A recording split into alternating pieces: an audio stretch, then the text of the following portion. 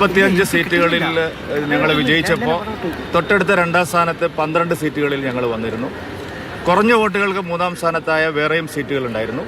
പടിപടിയായിട്ടുള്ള വളർച്ചയാണ് തിരുവനന്തപുരത്തെ BJPയെ സംബന്ധിച്ചിടത്തോളം ഉള്ളത്. ഇത്തവണ അതിൻ്റെ ഫലം കൊയ്യാൻ സാധിച്ചു എന്നുള്ളതാണ് ഏറ്റവും വലിയ പ്രത്യേകത. സംസ്ഥാന നേതൃത്വമായിട്ട് സ്ഥാനം ഒഴിയുന്നതിന് മുമ്പ് 20% വോട്ട് വളർച്ചയിലേക്ക് BJPക്ക് എത്താൻ സാധിച്ചു.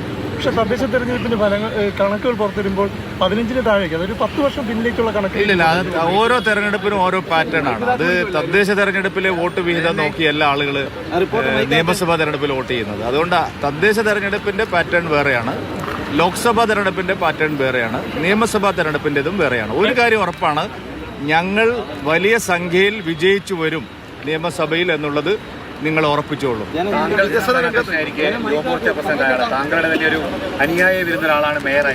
അല്ല, സ്വാഭാവികമാണല്ലോ. അദ്ദേഹം യുവമോർച്ചയിൽ എൻ്റെ സഹപ്രവർത്തകനായിരുന്നു. പിന്നീട് ഞാൻ അധ്യക്ഷനായപ്പോഴും അദ്ദേഹം പാർട്ടിയിൽ പ്രധാനപ്പെട്ട ചുമതലകൾ വഹിച്ചിരുന്നു.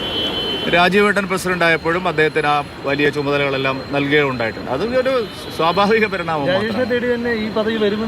ഒരിക്കലുമില്ല. ഞാൻ മേയർ ആരാവുമെന്നോ ഡെപ്യൂട്ടി മേയർ ആരാവുമെന്നോ രാജീവ്ജി എന്നോട് പറയുമ്പോൾ മാത്രമാണ് ഞാൻ അറിഞ്ഞത്. ഒന്നുമില്ല, അങ്ങനെ സമ്മർദ്ദങ്ങൾക്കൊന്നും വഴങ്ങുന്ന പാർട്ടിയല്ല BJP.